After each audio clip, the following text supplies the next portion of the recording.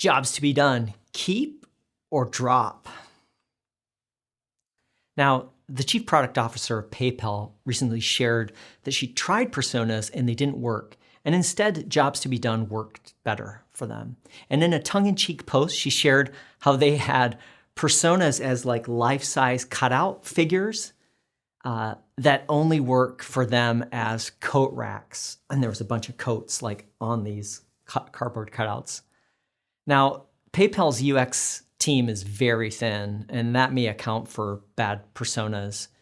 And personas are notorious for mixed results if you use them wrong. And I couldn't help but noticing the cutouts were blank-faced. There was like nothing on them, no data, no actual customer contact. Maybe. The same day I talked to a colleague and I was like, how's your job going? I hadn't spoken to her in a while. And she's like, well, jobs to be done is the new focus from a new VP.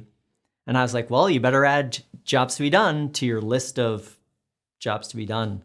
Jobs to be done is just a way to get stakeholders to focus on user goals and purpose. But first, all the corny language isn't helpful in any UX work. So drop that. Job performer is a user. Job is a task. Social job or emotional job, those are just influencing phenomenon.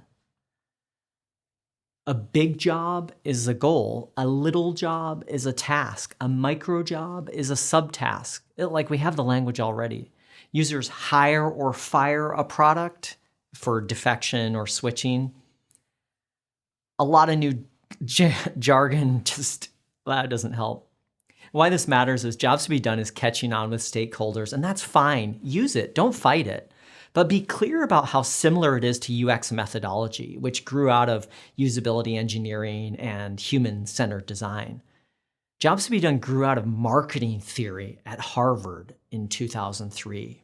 As Jared Spool said, jobs to be done is an occasionally useful UX gimmick. And he noted that it came out of task analysis. It's like watered down task analysis from UX many decades ago. If you're embracing jobs to be done and your organization is all excited, fine. Just understand and adapt and realize its value is task-centric and context of use. Two very powerful ideas for stakeholders to understand. The place to start is job stories. Now, job stories are better than user stories, which are an agile artifact, and they're better than use cases, which user stories replaced. So use cases kind of describe what the system's going to do. User stories describe what the user wants to do. You know, as a user, I want to. And job stories add a little bit more. So Paul Adams, who is Intercom's product manager, Intercom is that chat thing that pops up in the corner of your, he was also like a UX director and manager of brand insights at Facebook and Google.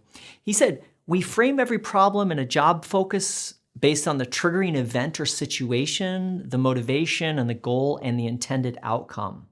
So that's why job stories are important. So when I'm running around, I want to find something to eat so I can satiate my hunger, something like that. And that framework, a little bit like that agile story, adds a little bit more through this job story and can be a very powerful way to bring that task focus and that context of use.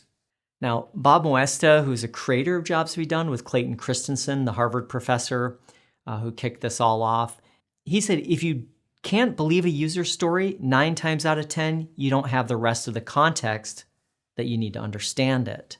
So context is hugely important. Harvard Business School suggests that 25 to 30% of organizations use jobs to be done.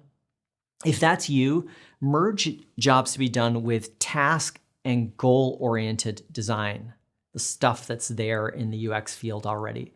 Job stories provide context of use insights, which are one of the most important things in UX. Also, to get well-defined job stories and context of use, you'll need user research, field studies, and some task analysis to dig deeper where jobs to be done tends to just skim the surface. Thank you so much, and see you soon.